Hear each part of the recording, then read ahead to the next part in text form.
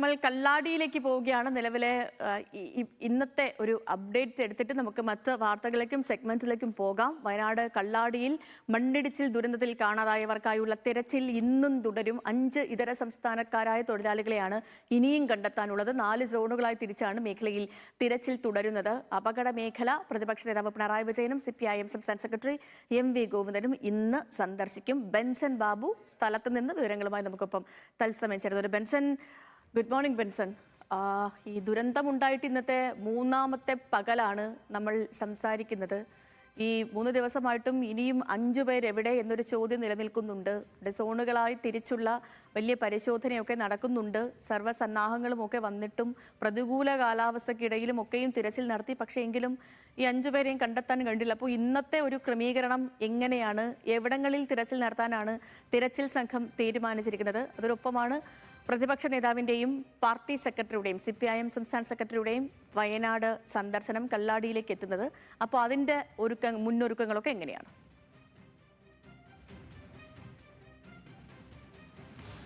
Sethulakshmi, good morning.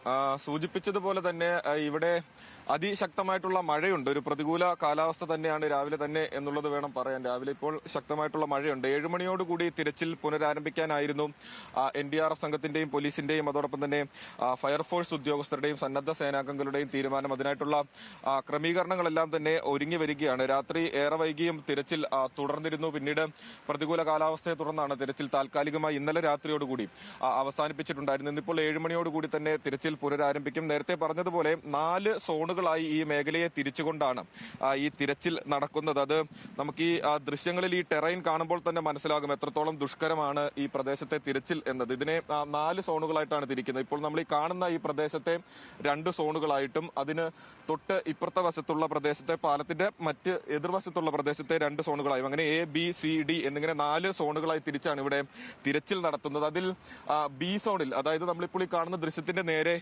എതിർവശത്തുള്ള ഇപ്പോൾ camera തിരിയുന്ന ഇപ്പുറത്തെ ഈ പ്രദേശത്ത് ഇവിടെയാണ് കൂടുതലായും ഈ 5 തൊഴിലാളികളും അകപ്പെടാൻ സാധ്യത എന്നുള്ളതാണ് ഒരു പ്രാഥമിക നിഗമനമായിട്ടുള്ളത്. അതുകൊണ്ട് ആ മേഖല, ഇപ്പോൾ നമ്മൾ ഈ ദൃശ്യങ്ങളിൽ കാണുന്ന ഈ മേഖല കൂടുതലായി കേന്ദ്രീകരിച്ചുകൊണ്ടായിരിക്കും തിരച്ചിൽ ഉണ്ടാവുക എന്നുള്ളതാണ് ഇന്നലെ നമുക്ക് ലഭിച്ചിട്ടുള്ള അപ്ഡേറ്റ്. അപ്പോൾ അതിനനുസരിച്ചായിരിക്കും തിരച്ചിൽ ഉണ്ടാവുക. എല്ലാവിധ സംവിധാനങ്ങളും ഇവിടെ എത്തിച്ചിട്ടുണ്ട്. ആ നിലയ്ക്ക് തന്നെയാണ് തിരച്ചിലെല്ലാം പുരോഗമിക്കുന്നത്. പക്ഷേ അപ്പോഴും പ്രതിബന്ധം എന്ന് പറയുന്നത് പ്രതികൂല കാലാവസ്ഥയും അതോടൊപ്പം തന്നെ ഇത്രത്തോളം കുന്നുകൂടി കിടക്കുന്ന ഈ മണ്ണുമാണ്.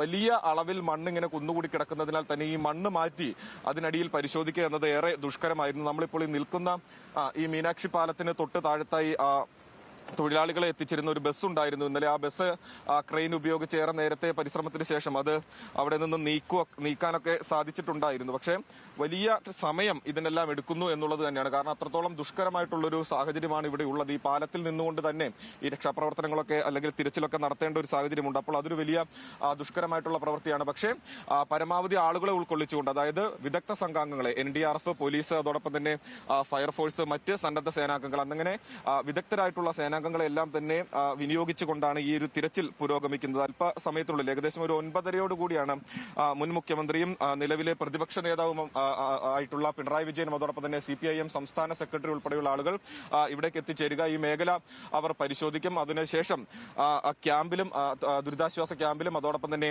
ആശുപത്രിയിലും അവിടെയും സന്ദർശനം നടത്തും. അതിനുശേഷം പ്രസ് മീറ്റ് ഉണ്ട് എന്നുമാണ് അറിയിച്ചിട്ടുള്ളത്. അതായത് വലിയ രീതിയിലുള്ള പ്രത്യാരോപണങ്ങൾ, രാഷ്ട്രീയ ആരോപണ പ്രത്യാരോപണങ്ങൾ ഈ ഒരു ദുരന്തവുമായി ബന്ധപ്പെട്ട് നിലനിൽക്കുന്നുണ്ട്. അതിന്റെ അടിസ്ഥാനത്തിലെല്ലാം തന്നെയായിരിക്കും ആ പ്രസ് മീറ്റും മുൻപോട്ട് പോവുക എന്നുള്ളത് തന്നെയാണ് നമ്മൾ മനസ്സിലാക്കുന്നത്. എന്ത് തന്നെയാണെങ്കിലും ഏറ്റവും പ്രധാനപ്പെട്ട കാര്യം എന്ന് പറയുന്നത് ഈ 5 പേരെ കണ്ടെത്തുക, ഈ ഒരു തിരച്ചിൽ ഏറ്റവും ഫുൾ സിംഗിൽ അത് പൂർത്തിയാക്കുക എന്നുള്ളത് തന്നെയാണ്. അപ്പോൾ അതിനുവേണ്ടിയുള്ള നടപടിക്രമങ്ങളെല്ലാം തന്നെ പുരോഗമിക്കുകയാണ്. കൂടുതൽ ആളുകളെ കൂടുതൽ മേഖലയിലേക്ക് വിന്യസിച്ചുകൊണ്ട് തന്നെയാണ് ഇപ്പോൾ തിരച്ചിൽ അല്പസമയത്തിനുള്ളിൽ തന്നെ ആരംഭിക്കുക.